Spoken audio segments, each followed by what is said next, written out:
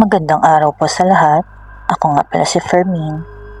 At ang kwento ko ngayon ay tungkol sa isang kakaibang karanasan na hindi ko inaasahang mangyayari sa akin.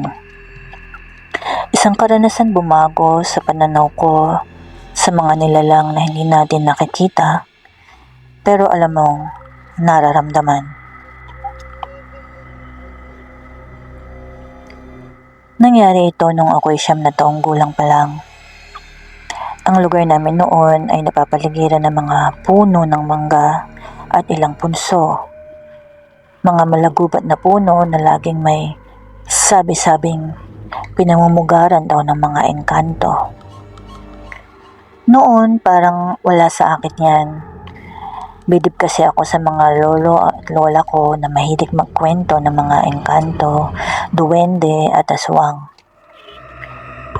Pero syempre bilang bata, hindi ko masyadong pinapansin.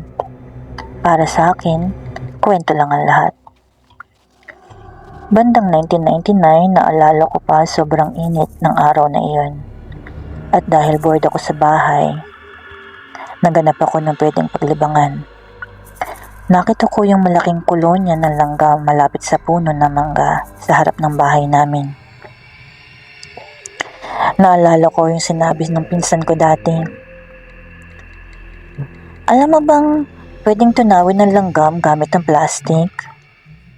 Batang curious ako kaya't kumuha ako ng ilang plastic mula sa basurahan at sinindihan gamit ang posporo. Tandang-tanda ko pa noon habang pinapatak ko yung tunaw ng plastic sa mga langgam. Natatawa ako sa tunog nito. Put, put, put. Habang tumatama yun sa lupa at mga langgam, nakakatuwa sa tingin ko kasi nagkakagulo sila habang hinahanap ang paraan para makalayo. Paulit-ulit kong ginawa yun hanggang sa halos maubos ang kolonya ng langgam. Pagkatapos, ang init ng katawan ko pero masarap sa pakiramdam kasi parang ako ang hari ng mundo ng mga langgam na yun. Wala akong nararamdamang takot, wala akong nararamdamang mali. Lumipas ang ilang araw matapos ang weird na libangan ko. Doon ko naramdaman ang kakaiba. Nakaramdam ako ng pangangati sa buong katawan ko, parang may gumagapang sa balat ko. Sa una, akala ko normal lang, pero habang tumatagal, grabe, sobrang nakakabahala na. Pati loob ng tenga ko at lalamunan kumakati. Ang hirap ipaliwanag kung paano yun nangyayari.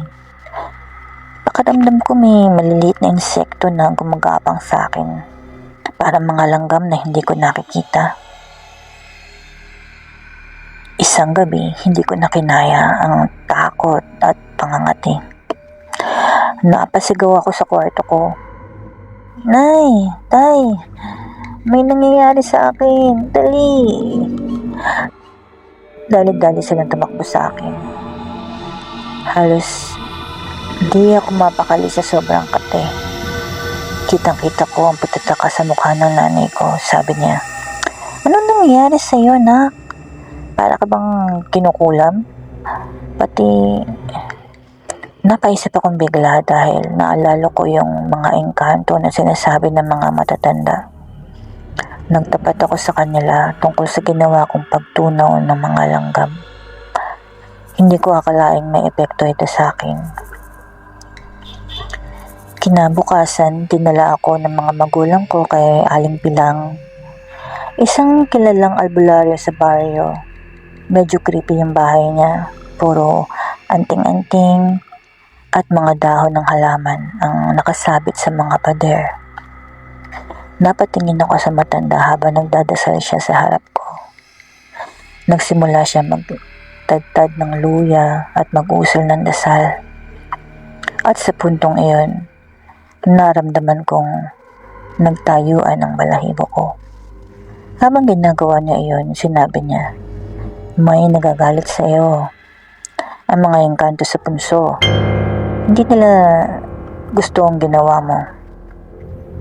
Nabigla ako. Hindi ako makapaniwala dahil ang dahilan sa pagtunaw ng langgam kaya ganito ang nangyari sa akin. Sinabi niya, kailangan mong humingi ng tawad at kailangan natin mag-alay ng dugo ng itim na manok sa mga pagkain sa punso ng mga langgam na sinira mo. Agad kami nagpasya. Agad-agad din namin dinala ang lahat ng hinihingi ni Aling Pilang sa lugar ng punso. Magdidilim na noon. Tumanglaw ang malamlam na ilaw mula sa gaserang dala namin habang nag-aalay kami. Nagdasal siya ng malakas at sa puntong iyon, nagsimula na akong humingi ng tawad. Takot na takot ako. Hindi ko na alam kung anong klaseng sumpa ang mangyayari kung hindi kami magtatagumpay. Ilang beses kong inulit na ang dasal habang ginigilitan ni Aling Pilang ang manok. Yung panalangin namin ay parang tumatago sa kaluluwa ko. Hindi ko na gustong balikan pa ang mga nangyari. Sa mga oras na yon, naramdaman ko ang ginhawang bumalot sa akin. Yung pangangati, unti-unting nawala. Napahinga ako ng malalim at doon ko lang napagtanto ang seryosong epekto ng ginawa kong kalokohan.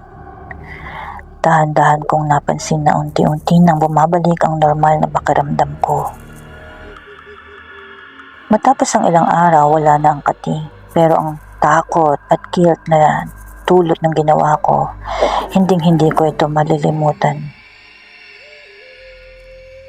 Hanggang ngayon, tuwing napapadaan ako sa punso na yon, lagi akong tumatango at humihingi ng paumanhin. Ayoko nang ulitin ang pagkakamali ko. Kaya mga tropa, ingat kayo sa mga galaw nyo, lalo na sa mga bagay na hindi nyo naintindihan. Iba talaga ang galit ng mga hindi natin nakikita. Hanggang dito na lang po ang aking kwento. Maraming salamat sa pakikinig.